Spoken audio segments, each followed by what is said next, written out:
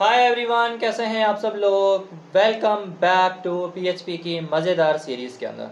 ठीक है, मैं आपको ऑलरेडी बता चुका हूं कि इस सीरीज़ की इम्पोर्टेंस क्या है और ये लेक्चर्स कितने इम्पोर्टेंट है उन बच्चों के लिए जो सीरियसली पीएचपी डेवलपर बनना चाहते हैं और कुछ ऐसे तरीके से बनना चाहते हैं और ऐसी गाइडेंस उनको चाहिए कि शायद वो उनको पैसे दे के भी ना मिले। ठीक है, तो मैं आपको गारंटी से कहता हूँ कि ये जो कोर्स है ना, मतलब ऐसे कोर्सेज तकरीबन तब कराए जाते हैं जब वो आप उसमें फ़ीस वगैरह देते हो फिर, या फिज़िकल क्लासेस में अक्सर करके सारी और पूरी चीज़ें। लेकिन मेरा मकसद इस दफ़ा ये है कि मैंने कुछ चीज़ें अपना फेस करी है ना। क्योंकि जब आप स्ट्रगल कर रहे होते हो ना, या फिर आप चीज़ें सीख रहे होते हो, आप अपने आप को बिल्ड कर रहे होते हो, तो आपको बहुत सारी चीज़ें फेस करने को पड़ती हैं। फिर अगर आप चाहते हो ना कि वो चीज़ें किसी और को ना फेस करनी पड़े, तो आप उनके लिए कुछ कर दो। यही करने की कोशिश कर रहा हूँ मैं। जिस तरह का इन्वायरमेंट, जिस तरह की प्रोफेशनलिज्म या फिर प्रॉपर तरह से चीज़ें हमें सिखानी चाहिए या सीखनी चाहिए, वो हमें नहीं मिलती कभी कभी जगहों पे, तो मैं प्रोवाइड करूँगा आपको इस कोर्स के अंदर। न सिर्फ इस कोर्स के अंदर, आइंदा के बाद मेरे जितने भी कोर्सेज आएंगे उसमें 100% प्रोडक्टिव चीज़ आपको बढ़ाऊंगा और आपको डेवलपर बना के फिर मैं कोर्स एंड करूँगा। ठीक है, तो इसमें भी कुछ ऐसा होने वाला है। और हमने अपने इस कोर्स के अंदर प्रोग्रामिंग फंडामेंटल की बात कर ली है। पीएचपी क्या है, पीएचपी क्यों पढ़े, हम वह सारी चीज़ें पहले लेक्चर में कवर कर ली। फिर हमने लास्ट जो कल हमने लेक्चर अपलोड किया उसके अंदर हमने जैम्प को देखा, जैम्प को इंस्टॉल किया, वीएस कोड को इंस्टॉल किया, और जैम्प क्या है, क्यों चाहिए, ये सारी चीज़ें हमने डिस्कस करी।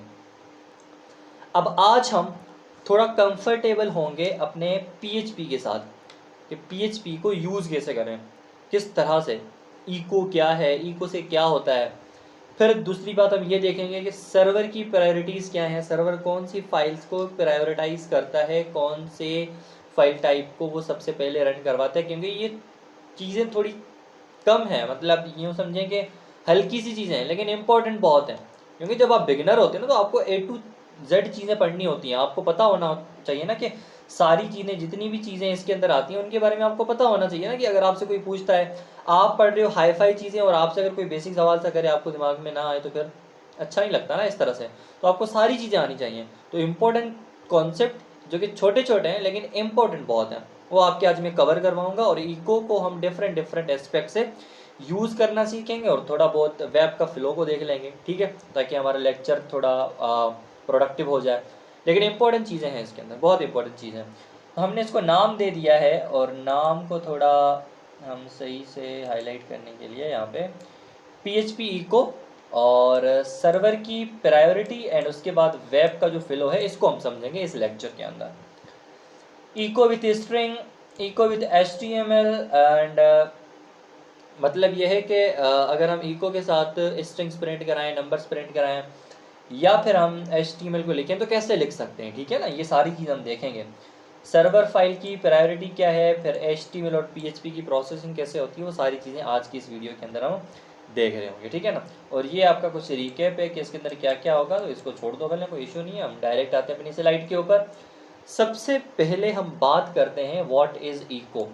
ठीक है, इको क्या है। अब जिसने पढ़ा है थोड़ा बहुत उसे तो पता होगा इको क्या है। अब अगर मैं आपको इको के बारे में सही से समझाना चाहूँ तो आपको मैं पीछे लेके जाऊँगा। अगर आपने C++ प्रोग्रामिंग पढ़ी है, अगर आपने पाइथन पढ़ी है, या फिर आपने जावा स्क्रिप्ट पढ़ी है, मोस्ट प्रोबेबली अगर आप PHP पढ़ रहे हो तो आपने जावा स्क्रिप्ट ज़रूर पढ़ी होगी।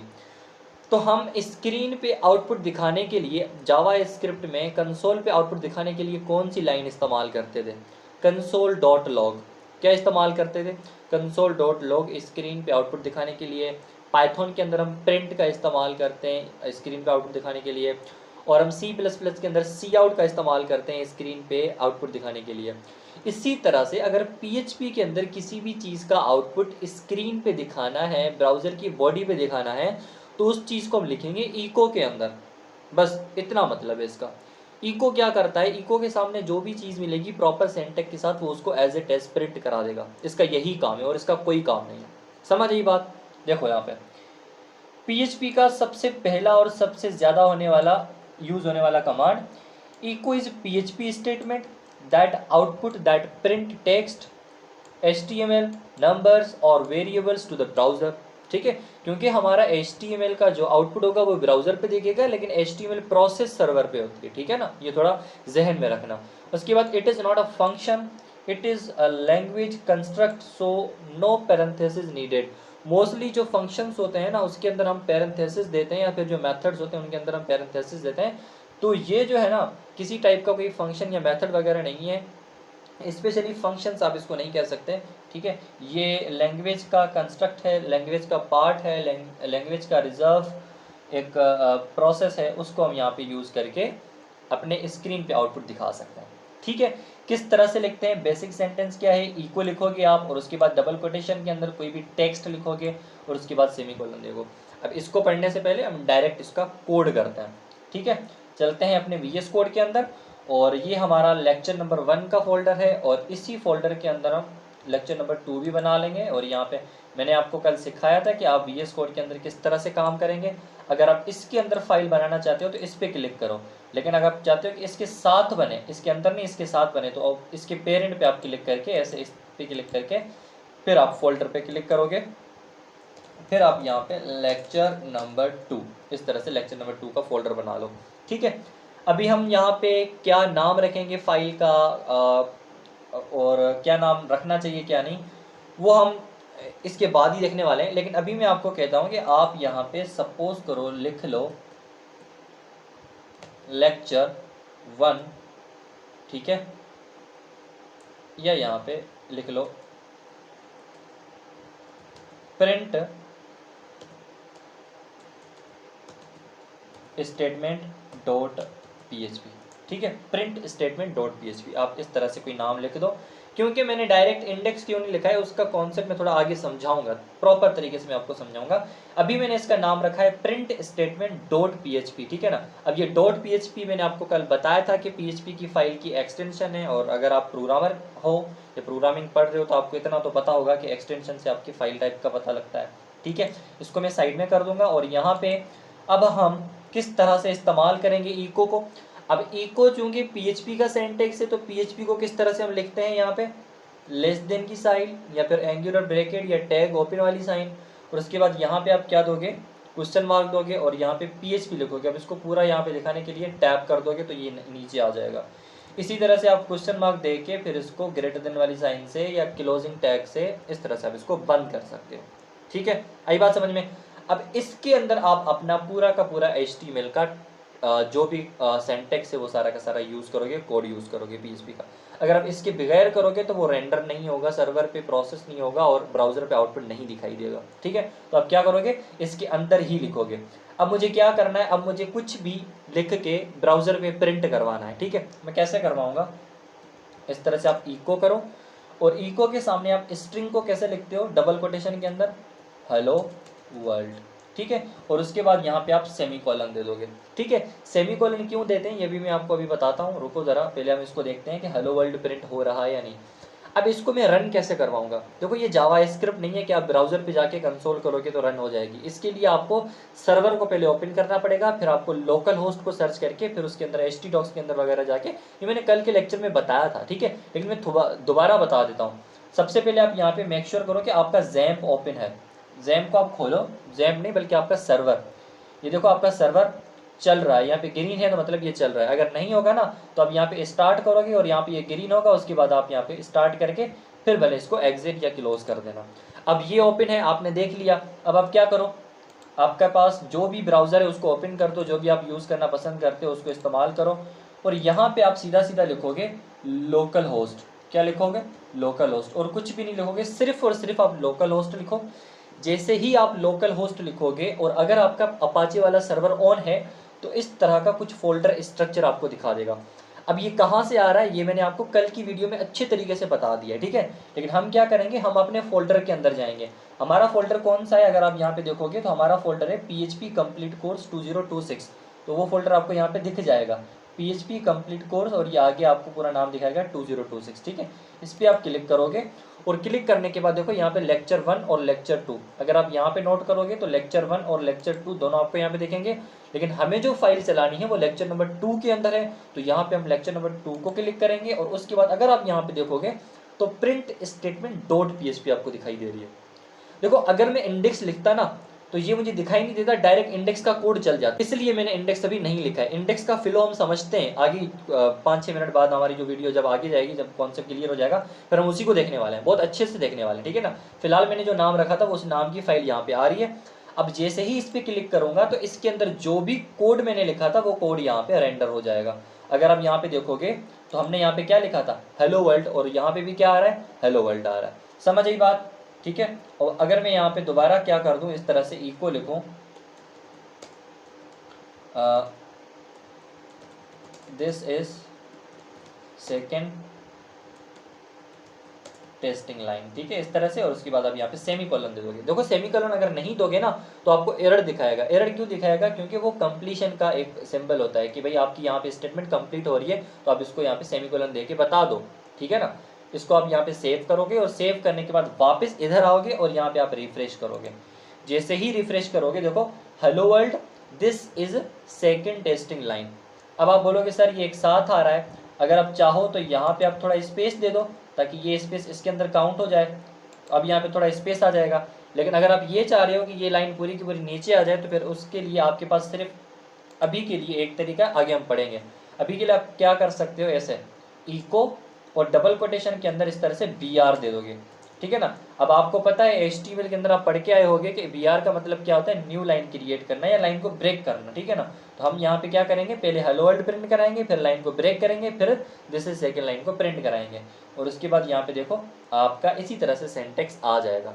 क्लियर है यहाँ तक। अगर आप चाहो तो आप ये जो BR आपने दिया है वो यहाँ पे आप भी दे सकते हो, ठीक है ना, इसमें कोई इशू नहीं है, डिपेंड करता है कि आप किस तरह से इसको यूज़ करना चाह रहे हो।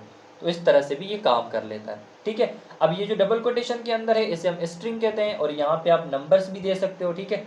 अब आप नंबर्स कैसे दोगे, सपोज करो आपने दे दिया 5 + 7 इस तरह से, और उसके बाद अगर आप यहाँ पे देखोगे तो 5 + 7 आपको 12 यहाँ पे दिखा रहा है। क्लियर है बात यहाँ पे। तो आपको समझ में आया कि इको क्या करता है, इको इसके सामने जो भी चीज़ होगी उसको प्रिंट करता है, ठीक है। अब देखो यहाँ पे मैंने 5 + 7 को डबल कोटेशन के अंदर नहीं दिया है, इसका क्या सीन है, वो सारी चीज़ें हम आगे वेरिएबल्स वगैरह में देखने वाले हैं, ठीक है ना। तो आप इस पे थोड़ा मतलब कंफ्यूज मत होना, अगर आप चाह रहे हो कि चीज़ें एज इट इज प्रिंट हो।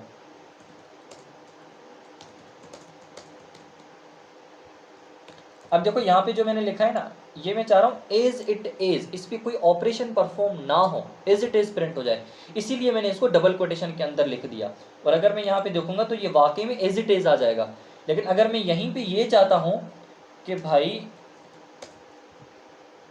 4 + 6 वहाँ पे प्रिंट हो जाए, तो आप देखोगे ना तो 4 और 6 का ऑपरेशन परफॉर्म हो जाएगा, 10 हो जाएगा। लेकिन मैं चाहता हूँ इनका ऑपरेशन परफॉर्म ना हो, ये जैसे हैं वैसे ही प्रिंट हो, तो इसको आप डबल कोटेशन में लिख दो, फिर इनके बीच का ऑपरेशन परफॉर्म नहीं होगा, फिर जो जैसे लिखा है वैसे ही आ जाएगा। डबल कोटेशन का मतलब है सॉरी, जैसे चीज लिखी हुई है वैसे ही आप इसको प्रिंट करा दो, ठीक है। आई होप कि आपको यहाँ पे इको का मतलब समझ में आ चुका होगा। अब सेम तरह से आप इको के अंदर क्या कर सकते हो, HTML लिख सकते हो। HTML किस तरह से लिखते हैं मैंने आपको यहाँ पे दिखाया हुआ है, स्ट्रिंग आपने समझ ली है। अभी हम $$ की साइन यहाँ पे इस्तेमाल नहीं करेंगे क्योंकि ये वेरिएबल का काम है, तो वेरिएबल अभी हमने सीखे नहीं है, तो हम आगे चलते हैं, ठीक है ना। लेकिन स्ट्रिंग को किस तरह से यूज़ करते हैं मैंने आपको सिखा दिया, ठीक है। अब हम यहाँ पे बात करेंगे कि HTML को अगर हम इको के साथ इस्तेमाल करें तो वो किस तरह से करेंगे। बहुत सारे तरीके हैं लेकिन हम बिल्कुल ही बेसिक तरीका इस्तेमाल करेंगे। आप यहाँ पे क्या करोगे, इको और डबल कोटेशन के अंदर आप अपने HTML के टैग इस्तेमाल कर दो, इस तरह से H1 दिस इज हेडिंग, और उसके बाद आप इस तरह से क्या कर लो, H1 को क्लोज कर दो। अब आपका ये जो दिस इज हेडिंग का कंटेंट है ना वो एज इट इज ब्राउजर पे आएगा, लेकिन किस में आएगा, हेडिंग वाले स्टाइल में आएगा। क्लियर है यहाँ पे। देखो मैं आपको यहाँ पे दिखाता हूँ, रिफ्रेश करोगे तो दिस इज हेडिंग बिल्कुल हेडिंग के फॉर्म में आ रहा है, ये इसकी असल साइज है, मैंने इसको जूम किया हुआ था। क्लियर है यहाँ तक। सेम तरह से आप पैराग्राफ भी इस्तेमाल कर सकते हो, यहाँ पे पैराग्राफ कर लो और ये पैराग्राफ हमारा अपडेट हो जाएगा ऑटोमेटिकली, पता नहीं कैसे हुआ लेकिन हो तो गया है। और अगर मैं यहाँ पे क्या करूँ देखूँ, कुछ और यहाँ पे अपडेट होता है, जैसे अगर मैं यहाँ पे H2 लिख दूँ, वाह ऑटो कंप्लीट हो रहा है। ये मेरे ख्याल से कोई मैंने ना एक्सटेंशन इंस्टॉल करी हुई है, मुझे कंफर्म करने दो कौन सी थी वो, ठीक है। तो यहाँ पे आपका H2 भी आ जाएगा इस तरह से। क्लियर है। कहने का मतलब ये है कि आप इको के साथ अपने HTML के टैग भी यूज़ कर सकते हो और उसके फंक्शंस को भी आप यहाँ पे इम्प्लीमेंट करवा सकते हो। और अगर मैं यहाँ पे दिस इज हेडिंग को स्टाइल देना चाहूँ तो मैं वो भी कर सकता हूँ। ठीक है, कैसे कर सकता हूँ? अगेन यहाँ पे आपको पता है कि आप इनलाइन स्टाइलिंग इस्तेमाल कर सकते हैं। ठीक है, और यहाँ पे आप कलर अप्लाई कर दो और कलर कौन सा दोगे? रेड दे दो बस। अब यहाँ पे एक एरर आएगा, पहले मैं आपको यहाँ पे चला के दिखाता हूँ फिर आपको एरर समझाता हूँ। एरर आ रहा है, अब एरर किस चीज़ का आ रहा है वो है, पहले तो आप इसको यहाँ पे ये दे दो, सेमीकोलन दे दो। अब आपको एरर वगैरह मिल रहा होगा डबल कोटेशन के हवाले से, ये वो वगैरह वगैरह, मैं आपको समझा देता हूँ। देखो बाहर क्या है? डबल कोटेशन है, और अंदर क्या है? डबल कोटेशन है। तो ये कंफ्यूज हो रहा है कि डबल कोटेशन जो बाहर से स्टार्ट हुई है वो खत्म कहाँ पे हो रही है? यहाँ पे हो रही है, यहाँ पे हो रही है, या यहाँ पे हो रही है? ठीक है, तो इसकी कंफ्यूजन को दूर करने के लिए अंदर हम सिंगल कोटेशन इस्तेमाल कर देंगे ताकि ये अंदर से कंफ्यूज ना हो और प्रॉपर तरह से इसके फ्लो को समझ जाए। अब जैसे मैं यहाँ पे रिफ्रेश करूँगा तो ये प्रॉपर तरह से चल जाएगा। क्लियर है? यहाँ तक समझ में आई बात? और सेम तरह से अगर यही स्टाइलिंग में अगर इस पैराग्राफ को दे दूँ और यहाँ पे अगर मैं ब्लू कर दूँ इस तरह से, तो ये सेम कलर इस पर भी अप्लाई हो जाएगा। क्लियर है? अब जैसे हमने यहाँ पे बाहर डबल कोटेशन था, अंदर सिंगल कोटेशन है, तो हम क्या करेंगे? अगर बाहर सिंगल कोटेशन होगा तो अंदर हम डबल कोटेशन देंगे। ये वाली चीज़ मैं आपको एक दूसरे इको के अंदर करके दिखाता हूँ। इको, अब यहाँ पे मैं जो स्ट्रिंग लिखूंगा वो सिंगल कोटेशन के अंदर लिखूंगा क्योंकि इसके अंदर भी हम लिख सकते हैं। ठीक है ना? My name is Ali. अच्छा, इसको हम क्या करते हैं, इसको हम दे देते हैं H2 के अंदर। ठीक है, इस तरह से आप इस H2 को बंद कर दो। ठीक है, H2 को आपने बंद कर दिया और अब अगर आप यहाँ पे पहले देखोगे तो आपको ये माय नेम इज़ अली दिखाई दे रहा है। ठीक है, देखो अब यहाँ पे मैंने सेमीकोलन नहीं दिया तो यहाँ पे एरर नहीं दिखा रहा है, लेकिन अगर मैं यहाँ से हटाऊंगा तो अब एरर दिखाएगा। ये मैं रीज़न आपको बताता हूँ। देखो एरर, यहाँ पे सेमीकोलन हटाने से एरर पता है क्यों दिखा रहा है? क्योंकि इसके बाद दूसरी लाइन आ रही है तो वो एक्सपेक्ट कर रहा है कि पहले आप उसको क्लोज कर दो। इसको हमने क्लोज कर दिया, अब इसके बाद कोई लाइन नहीं आ रही जो वहाँ पे एग्जीक्यूट हो, तो इसने ज़रूरी नहीं समझा कि आप इसको यहाँ पे सेमीकोलन दे दो, लेकिन हम फिर भी दे देंगे। ठीक है, अच्छा अब मैं यहाँ पे क्या करूँगा, यहाँ पे स्टाइल अप्लाई करूँगा और इसको मैं कलर अप्लाई कर दूँगा, सपोज करो रेड। ठीक है, इसको मैं डबल कोटेशन से बंद कर दूँगा और यहाँ पे मैं सेमीकोलन दे दूँगा। अब आपको क्या लगता है एरर आएगा या नहीं आएगा? एरर नहीं आएगा। क्यों नहीं आएगा? क्योंकि यहाँ पे कन्फ्लिक्शन है ही नहीं, बाहर सिंगल कोटेशन है, अंदर डबल कोटेशन है। ठीक है, और अगर मैं यहाँ पे हटा दूँ तो ये प्रॉपर तरह से चल जाएगा। अगर मैं कलर को थोड़ा चेंज कर दूँ ग्रीन, तो ये प्रॉपर तरह से ग्रीन भी चल जाएगा। क्लियर है? लेकिन अगर मैं यहाँ पे क्या करता, अगर मैं यहाँ पे सिंगल कोटेशन करता और यहाँ पे भी मैं सिंगल कोटेशन, तो अगेन यहाँ पे भी कन्फ्यूजन क्रिएट होती है, हमें यहाँ पे एरर मिल जाता। क्लियर है? अभी एरर देखो, पार्स एरर वगैरह, ये एरर्स के टॉपिक्स भी हम पढ़ेंगे कि एरर के टाइप क्या होते हैं और उनको कैसे समझा जाता है। लेकिन आप यहाँ पे देखो एरर मिल रहा है, बस आपका एग्जीक्यूट नहीं हो रहा प्रोग्राम। तो मतलब आपको समझ में आ चुका है कि अब डबल कोटेशन और सिंगल कोटेशंस को किस तरह से हैंडल करते हैं और इको के अंदर किसी भी स्टेटमेंट को कैसे लिखते हैं। और अगर हमने HTML के अंदर लिखना हो इको को, या इको को यूज़ करना हो HTML के लिए, तो भी आप इस्तेमाल कर सकते हो। और उसी HTML के अंदर आप CSS भी इस्तेमाल कर सकते हो। अब इसमें ज़्यादा मुझे अभी डीप जाने की ज़रूरत नहीं है क्योंकि हम अपनी PHP के इसी कोर्स के अंदर HTML को भी पढ़ेंगे जितनी ज़रूरी है PHP के लिए, CSS भी पढ़ेंगे और जावास्क्रिप्ट भी पढ़ेंगे। सारी चीज़ों को हम कवर करेंगे, एक बेहतरीन PHP का कोर्स हम बनाएंगे। ठीक है, लेकिन जिस फ्लो में मैं चल रहा हूँ मैं आपको भी वही कहूँगा कि आप ही उसी फ्लो में चलें ताकि आप उस तरह से चीज़ें सीख सकें जिस तरह से मैं आपको चाहता हूँ और जो आपके लिए फ़ायदेमंद होंगी। क्लियर है? अच्छा, अभी मैं यहाँ पे क्या करता हूँ, इन सबको ऐसे सेलेक्ट करके कमेंट कर लेता हूँ। अब देखो कमेंट क्या होता है, वैसे तो आपको पता होगा मुझे जितना लगता है। अगर आपको नहीं पता तो हम ये टॉपिक आगे जाके कवर करेंगे। फिलहाल आप कमेंट इसको कर दो। अगर आपको कमेंट करना नहीं आता तो आप अपने कोड को सेलेक्ट करके कंट्रोल फॉरवर्ड स्लैश को प्रेस करोगे तो वो कमेंट हो जाएगा। ठीक है ना? वरना यहाँ अगर आपको नहीं कमेंट देना आता ना तो बस आप यहाँ पे क्या कर दो, इस तरह से 2 बार फॉरवर्ड स्लैश दे दो तो ये आपका ऑलरेडी कमेंट में कन्वर्ट हो जाएगा। क्लियर है? समझ में आई ये बात? आई होप कि आपको इतनी चीज़ें क्लियर हो चुकी होंगी। अब यहाँ पे हम मज़ीद बहस नहीं करेंगे। ठीक है, स्टाइलिंग भी हमने दे दी है, डिफरेंट को छोड़ दो क्योंकि अभी हमारे लिए ये सारी चीज़ें करना ज़रूरी नहीं है। हमारा मेन मोटिव है इको को समझना, इको के अंदर क्या क्या यूज़ कर सकते हैं। ठीक है, अच्छा उसके बाद हीरो डॉग को भी छोड़ दो। ये कह रहा है कि आप ये जो इको के लिए अलग अलग लाइनें इस्तेमाल कर रहे हो ना, अच्छा ये तरीका मैं आपको बता देता हूँ कि आप एक डिव बना सकते हो और उसके अंदर अलग अलग मैं आप देखो, अगर हम प्रॉपर तरह से HTML को इको के साथ यूज़ करने की कोशिश करें तो आप देखो एक एक लाइन आपको अलग भी लिखनी पड़ सकती है इस तरह से। जैसे पहले मैं यहाँ पे क्या करूँगा, डिव बनाऊँगा, या फिर मैं ऐसे करता हूँ, पहले मैं UL बनाऊँगा, ठीक है, फिर सेमीकोलन दूँगा, फिर मैं यहाँ पे इको बनाऊँगा, फिर यहाँ पे मैं LI बनाऊँगा, फिर यहाँ पे सपोज करो मैंने दे दिया दिस इज़ लिस्ट 1, ठीक है, और इस तरह से मैंने LI को क्लोज़ कर दिया, ठीक है ना, और यहाँ पे मैं इसको 3 दफ़ा पेस्ट कर लेता हूँ, ये 2 कर दिया, ये 3 कर दिया, ठीक है ना, और अब मैं उस UL को क्लोज़ भी करूँगा। ये जो मैंने यहाँ पे ओपन करा है इसको क्लोज़ कैसे करूँगा, सारे LI के बाद, तो इस तरह से मैंने इसको क्लोज़ भी करा, ये क्लोज़ हो गया, ठीक है ना। अब मैं इसको जब चलाऊँगा तो ये प्रॉपर तरह से चल भी जाएगा, ऐसा नहीं है कि नहीं चलेगा, प्रॉपर तरह से चल भी जाएगा। तो देखो आपने हर टैग को अलग अलग इको के अंदर लिखा है, तो ये हीरो डॉग कह रहा है कि आप इसको अलग अलग टैग के अंदर लिखो, इको के अंदर लिखो, इससे अच्छा है कि आप ये वाला तरीका यूज़ करो।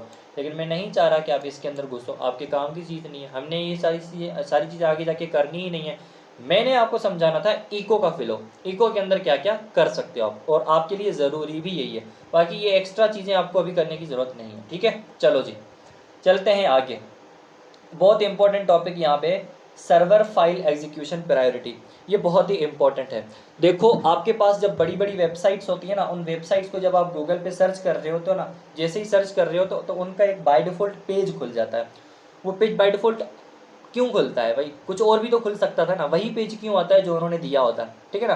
अब वहाँ पे सर्वर की प्रायोरिटीज़ होती हैं, उनकी थोड़ी सेटिंग्स की हुई होती हैं, और सर्वर किस फाइल को प्रायोरिटी देता है, ये सारी चीज़ें इस वीडियो के अंदर हम कवर करेंगे। अभी मैं आपको बताऊँगा, ठीक है। देखो होता क्या है, सर्वर के पास ना कुछ फाइल के नाम हैं और कुछ फाइल के टाइप हैं, उनकी प्रायोरिटीज़ सेट है।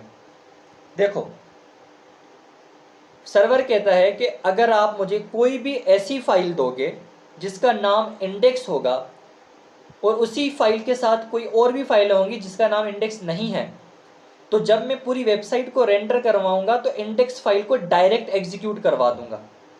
पहले तो सर्वर ये कहता है। दूसरा कहता है कि उस इंडेक्स में भी मैं चेक करूंगा, क्योंकि ऐसा भी हो सकता है दो इंडेक्स फाइल हो और एक index.php हो और एक index.html हो, तो उन दोनों में से मैं PHP की चलाऊंगा अगर PHP अवेलेबल है, index.php अवेलेबल है। ये चाह रहा है, सर्वर कहना चाहता है कि भाई मैं जो है प्रायोरिटी देता हूं सबसे पहले इंडेक्स फाइल को, और इंडेक्स फाइल में अगर टाइप PHP है तो मैं सबसे पहले उसको प्रायोरिटी देता हूं। समझ आ रही है बात, मतलब इंडेक्स नाम को, और इंडेक्स में भी अगर प्रायोरिटी किसको देगा, .php वाली फाइल को, .html वाली फाइल को नहीं देगा। कहने से समझ में नहीं आ रहा, मैं आपको समझा देता हूँ यहाँ पे प्रैक्टिकली करके। अगर आपके पास दो फाइलें होंगी, index.php और index.html, तो बाय डिफॉल्ट रेंडर कौन सी होगी, index.php होगी। हाँ अगर आपके पास index.php नहीं है, आपके पास है सपोज करो index1.php और index.html, तो ये क्या करेगा, index.html को रेंडर करवाएगा। क्लियर है। तो ये कुछ फ्लो रहेगा, लेकिन इस फ्लो को मैं प्रैक्टिकली आपको समझाता हूँ, इसमें यहाँ पे समझ में नहीं आएगा आपको। अब हम यहाँ पे क्या करते हैं, इसी फोल्डर के अंदर एक फाइल बनाते हैं। देखो अब मैंने आपको यहाँ पे कहा था ना कि प्रिंट स्टेटमेंट मैंने यहाँ पे क्यों लिखा है, इसका मतलब आपको अभी पता लगेगा। देखो सबसे पहले मैं यहाँ पे लिखता हूँ index.php, क्या करता हूँ, index.php करता हूँ, और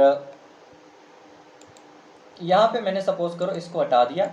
अब PHP का कोड लिखने के लिए मैंने आपको ऑलरेडी बताया हुआ है कि इस तरह से आप लिखोगे PHP का टैग इस्तेमाल करके, और यहाँ पे आप लिखोगे इको के अंदर I am index file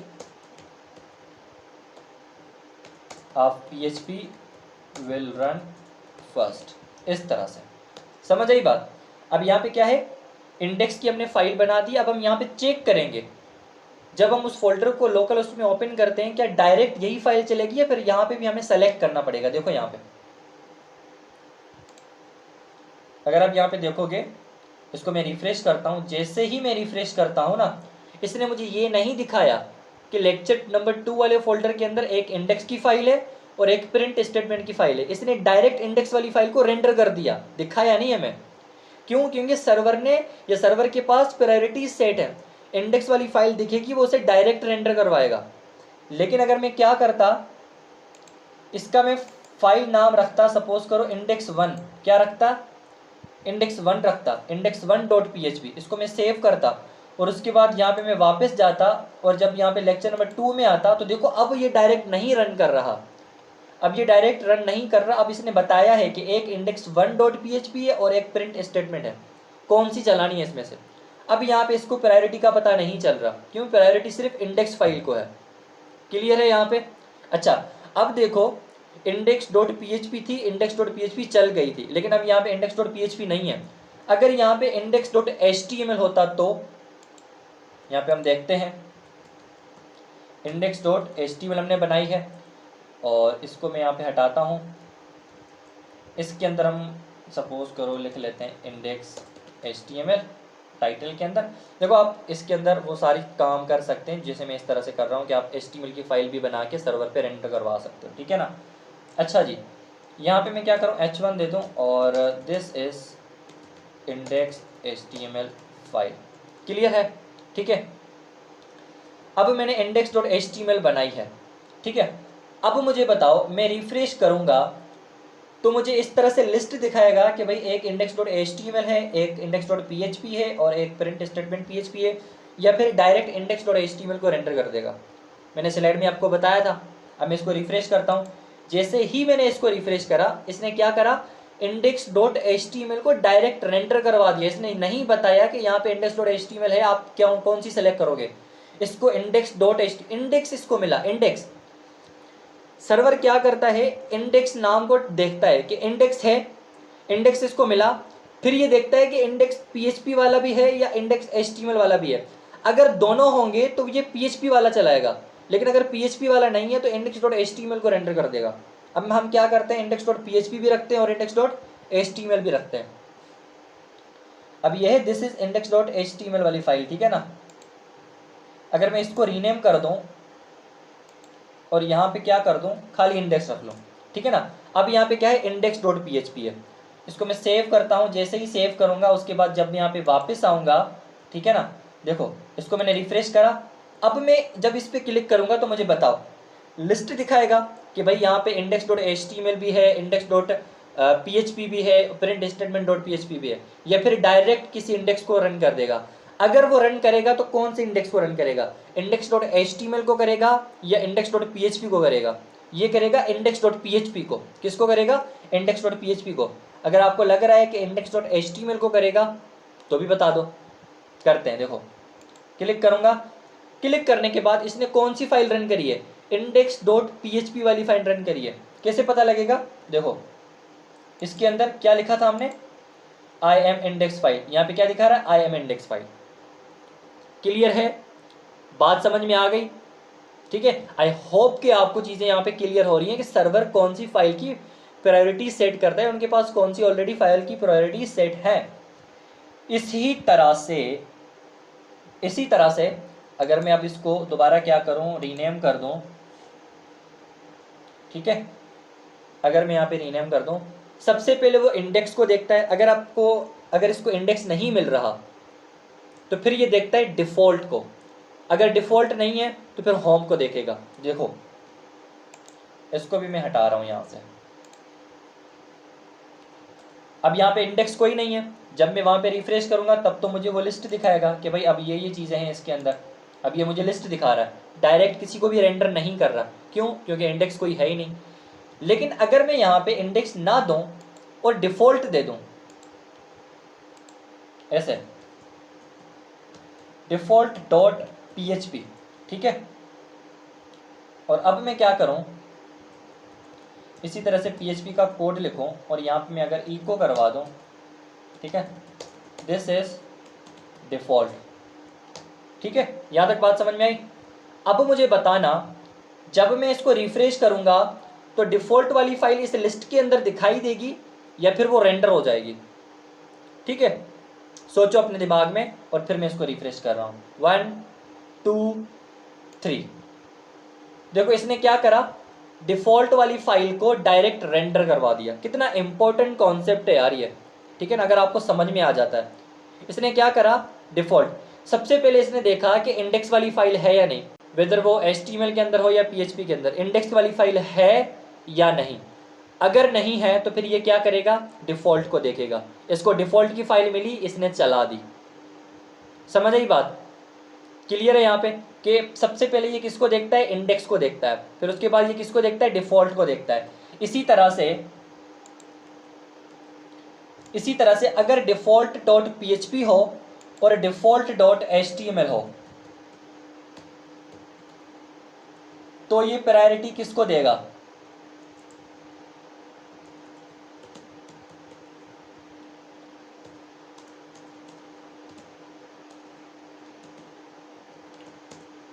default HTML में यहाँ पे लिख रहा हूँ, ठीक है।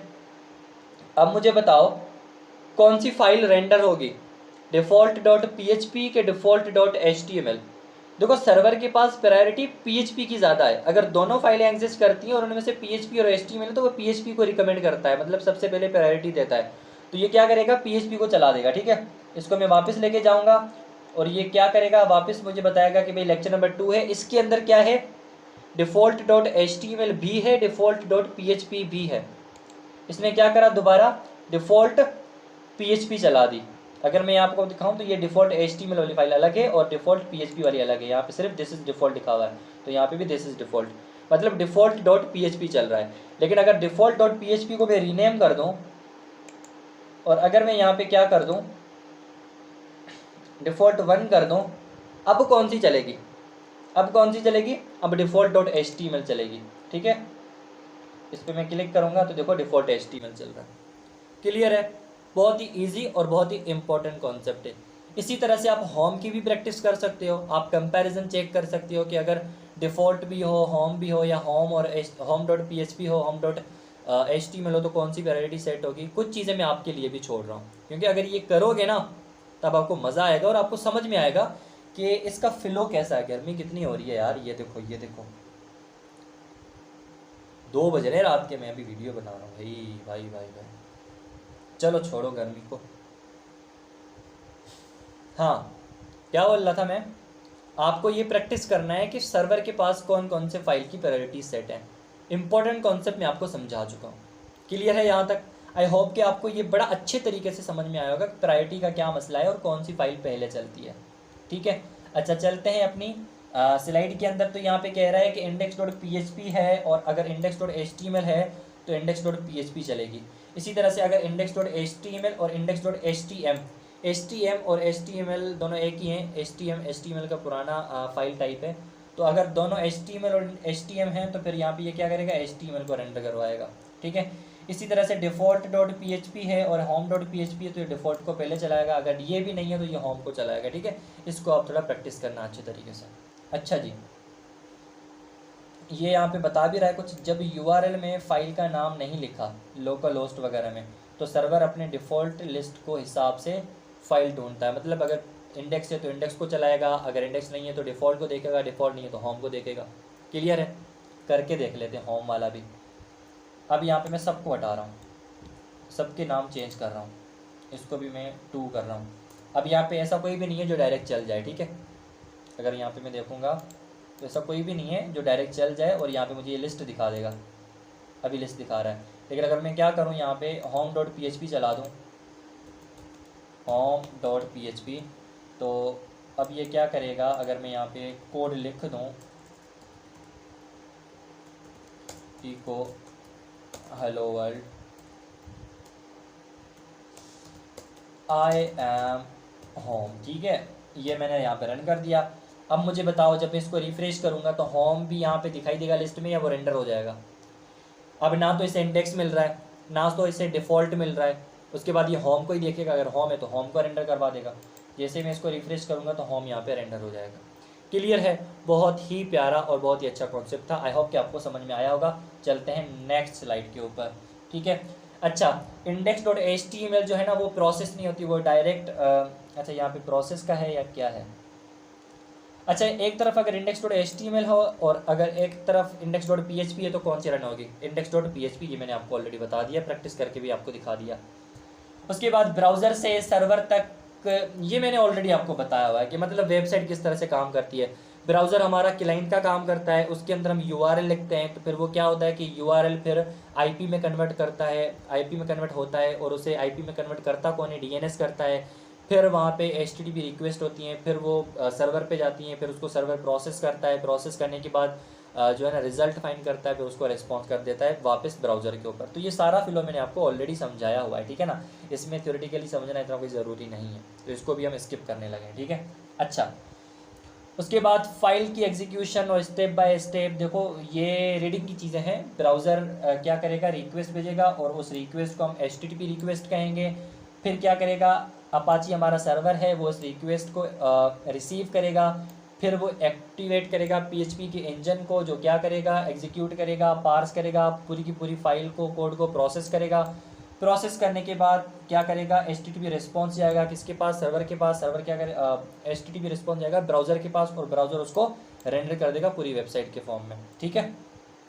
अच्छा जी, इस तरह से .html जो है वो प्रोसेस वगैरह नहीं होता, वो डायरेक्ट रेंडर हो जाता है। लेकिन अगर PHP की फाइल होगी तो वो प्रोसेस होती है डिफरेंट डिफरेंट स्टेप्स में, ठीक है। फिर जाके वो वापस ब्राउज़र पे रेंडर होती है।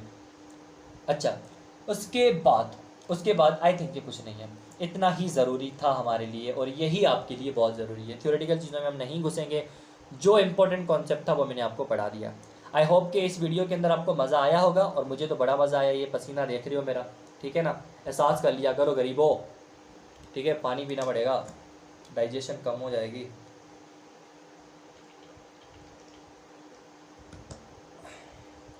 क्लियर है, ठीक है। मिलते हैं नेक्स्ट वीडियो के अंदर, धमाकेदार बड़े अच्छे कॉन्सेप्ट पढ़ेंगे। इसकी असाइनमेंट में आपको क्या दूं, इको की प्रैक्टिस करना अच्छे तरीके से, इतनी प्रैक्टिस करना, और ये जितने भी मैंने आपको प्रायोरिटी सिस्टम वाली सारी चीज़ें बताई हैं, इसको भी आप प्रैक्टिस करना, ठीक है। मिलते हैं नेक्स्ट वीडियो के अंदर।